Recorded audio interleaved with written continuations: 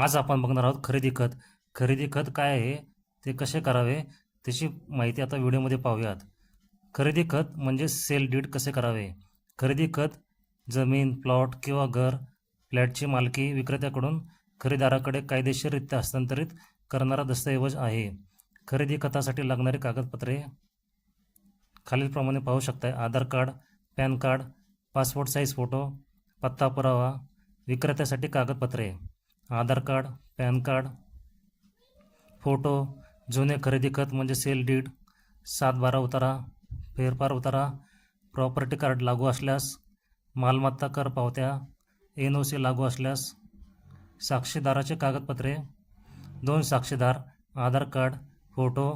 खरेदी खत करण्याची प्रक्रिया: कागदपत्रांची पडताळणी, 7/12 उतारा तपासा, मालकी हक्क तपासा, कोणताही कोर्ट केस किंवा वाद नाही ह्याची खात्री पूर्ण करा, बँकेचे कर्ज आहे का ते तपासा, खरेदी खताचा मसुदा तयार करा, दस्तलेख किंवा वकिलाकडून मसुदा तयार करून घ्या, स्टॅम्प ड्युटी भरा, शासनाने ठरवलेल्या स्टॅम्प ड्युटी ऑनलाईन किंवा स्टॅम्पद्वारे भरावे, नोंदणी म्हणजेच रजिस्ट्रेशन, सब रजिस्ट्रार कार्यालयात जाऊन नोंदणी करावी, सोबत 2 खरेदीदार, विक्रेता, साक्षीदार.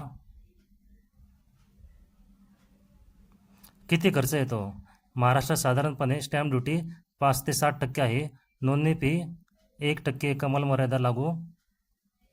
उदाहरण मालमत्ता 10 लाखाची असेल तर स्टॅम्प ड्युटी 50,000 ते 70,000 लागते.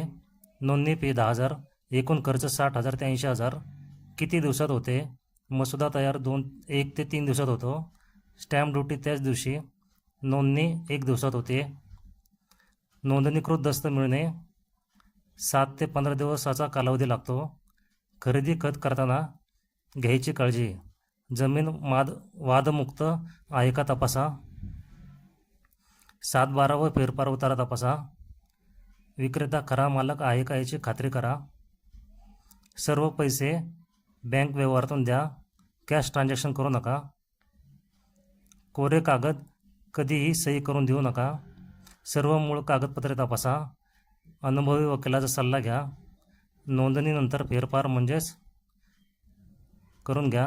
महत्त्वाची सूचना: शेती जमीन, NA प्लॉट, घर, फ्लॅट यासारख्या नियम व खर्च वेगळे असू शकतात.